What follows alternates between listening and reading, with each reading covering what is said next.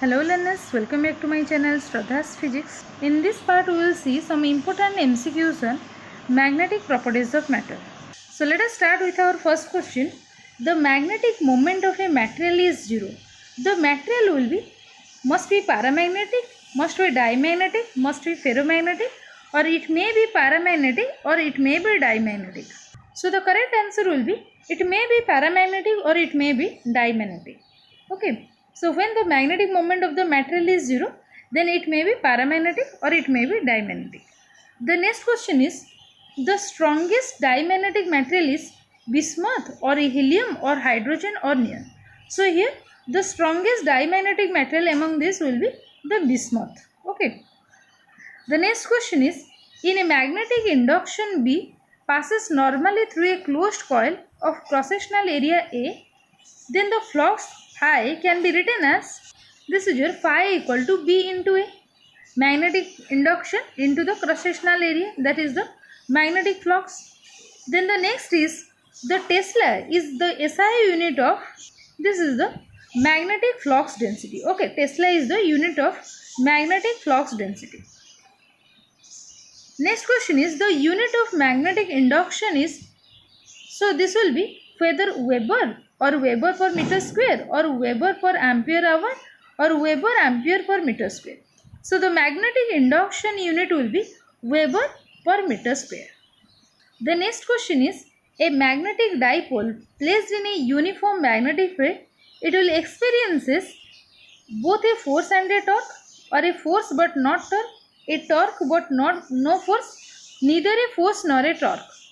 So when a magnetic dipole placed in a uniform magnetic field, it will experiences a torque but no force. Okay, basically it will experiences a torque. The next question is, the magnetic moment per unit volume is called magnetic induction or magnetic permeability or magnetic susceptibility or intensity of magnetization. So the magnetic moment per unit volume is called intensity of magnetization. Okay, this is the intensity of magnetization. The next question is, the temperature at which a ferromagnetic material changes into the paramagnetic material is known as critical temperature or temperature of inversion or Debye temperature or Curie's temperature. So here the temperature at which the ferromagnetic material, it will behave like a paramagnetic material, that is called Curie's temperature. Okay. The next question is, which of the following magnetic substances can have positive permeability and negative susceptibility? Whether ferromagnetic material or paramagnetic material or diamagnetic, and none of these above. So positive permeability and negative susceptibility, the answer will be the diamagnetic. Okay. The next question is, the susceptibility of a diamagnetic material is very large or small but positive, small but negative, or zero. So for the susceptibility of the diamagnetic metal, this is small but negative. Okay. The next question is, which of the following has low value for ferrite? Low value for ferrite. Conductivity or permeability or magnetic susceptibility or none of these. So the low value of ferrite will be the conductivity. Okay. The next question is, paramagnetic susceptibility varies as T or T square or 1 by T square or 1 by T, where T is the temperature. So here the paramagnetic susceptibility will varies inversely to the absolute temperature T. Okay, that is your 1 by T. The paramagnetic susceptibility varies as 1 by T. The next question is, the susceptibility of a diamagnetic material, it is expressed as which of the following relation? That is the susceptibility of the diamagnetic metal, it is expressed as minus n Jd square R naught square mu m divided by 6m. Okay. The next question is, Curie-Weiss law is chi m, that is your susceptibility, magnetic susceptibility equal to C by T minus theta. Okay, this C is your Curie's constant and T is the temperature and theta is the Curie's temperature. Okay. The next question is, permanent dipole moment consists of the following angular momentum: orbital angular momentum of electron or spin angular momentum of electron or nuclear spin angular momentum, or all of the above. So here permanent dipole moment, it consists of orbital spin angular momentum of electron as well as the nuclear spin angular momentum. That is, all of the above are true. The next question is the area of hysteresis loop of ferromagnetic material. It gives the cohesive force or the remnant flux density or the energy that is consumed in taking the material through a complete cycle of magnetization or the intensity of magnetization of the material. So here the area of the hysteresis loop of the ferromagnetic material, it gives the energy that is consumed in taking the material through a complete cycle of magnetization. Okay, that is your the area of the hysteresis loop gives.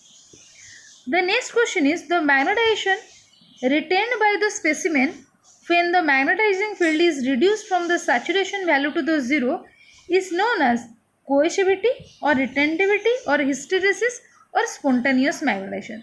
So as the name suggests, that is the retention.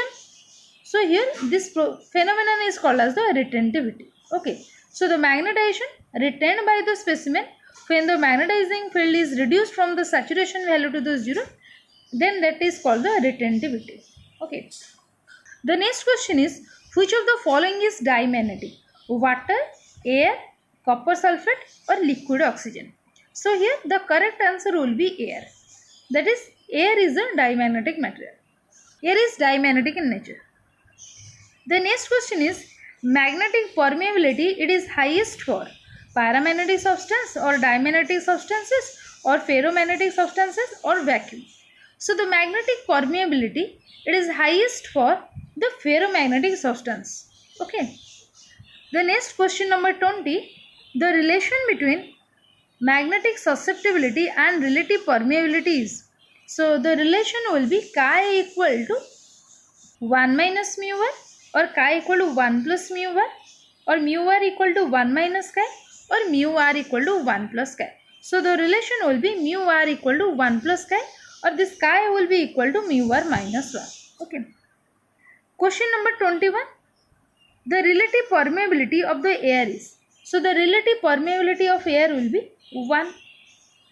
The next question is the lagging of magnetic induction behind the magnetizing field is known as hysteresis or coercivity or retentivity or magnetostriction. So the lagging of magnetic induction behind the magnetizing field, it is known as hysteresis.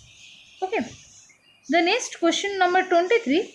The most suitable material for making permanent magnet is, most suitable material for making permanent magnet is nickel or steel or copper or soft iron. So the correct answer is steel. So this is the most suitable material for making permanent magnet. Then the last question, that is question number 24. The ferrites are whether conducting materials of square shaped hysteresis loop or conducting materials of small area hysteresis loop or semiconductors of square shaped hysteresis loop or semiconductors of small area hysteresis loop. So here the correct answer will be the semiconductors of square shaped hysteresis loop. Okay, these are the ferrites which are the semiconductors of square shaped hysteresis loop. Okay, so this is all for today. Thank you all.